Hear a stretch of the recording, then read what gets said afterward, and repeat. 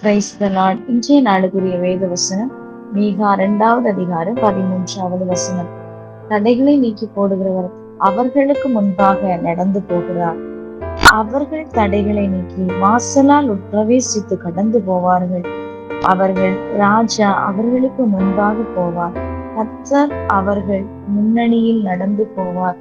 அன்புக்குரியவர்களே, இந்த அருமையான காலை வேளையில் அருமைநாதர் இயேசு கிறிஸ்துவின் இனிய நாமத்தில் உங்களை வாழ்த்துகிறேன். அன்புக்குரியவர்களே, இன்றைக்கு வாழ்க்கையிலே ஏதாவது காரியங்களை செய்ய போகும்போது அதில் தடைகளாய் காணப்படுகிறதா? இல்லை, நீங்கள் போய் அனுபவிக்க வேண்டிய ஆசீர்வாதத்தை அனுபவிக்க முடியாதபடி கஷ்டத்தின் பாதையிலே போய் கொண்டிருக்கீங்களா? இந்த வசனம் உங்களை தேற்றுவதாக. அன்புக்குரியவர்களே, இந்த காலை வேளையிலும் யோசித்து பாருங்கள். அருமையான வசனம் அல்லவா? தடைகளை நீக்கி கொடுங்க அவளுக்கு முன்பதா நடந்து போகிறார். நமக்கு முன்பாக நம்முடைய தடைகளை மாற்றுவதற்காக ராஜாதி ராஜாவா, கர்த்தாதி கர்த்தாவா அவர் நமக்கு முன்பதாக கடந்து செல்லும் பொழுது நமக்கு பயம் இருக்க தேவையில்லை. என்ன நடக்குது பாருங்க. தடைகளை நீக்கி வாசலால், ஒருவேளை நம்ம சைட்ல போக இல்லை, எங்கேனாலும் முன்னாடி நேரே வாசல் வழியாக உட்பிரவேசிக்க வேண்டும். சரியா? சைடு வழியா போறது என்ன சொல்லியிருக்கு? என் ஆடுகள் என் சத்தத்தை கேட்கிறது, வாசல் வழியால் உட்பிரவேசிங்கள் என்று சொல்லப்பட்டிருக்கிறது. அது போல பரலோகத்துக்கு போகிற வாசல் இடுக்கமான வாசலாய் காணப்படுகிறது.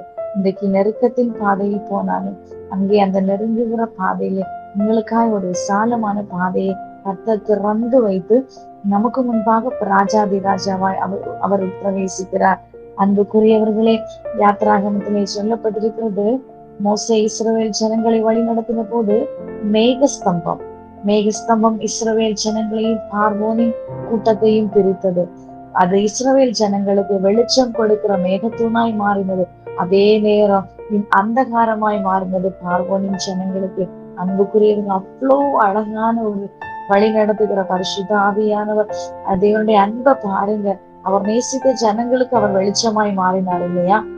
அவர் வந்த போது இருள் விலக ஆரம்பித்தது. அது போல சத்துருக்களுக்கு எதிர்ப்பிட்டு நமக்கு துணை செய்கிற தேவனாய் இருக்கிறார். அன்புக்குரியவர்களே, இந்த நாளில் கர்த்தரை விசுவாசிப்போம். உங்கள் தடைகளை நீக்குவதற்காக இன்றைக்கு கர்த்தர் உங்கள் முன்னே கடந்து செல்கிறார். கவலைப்படாதீங்க.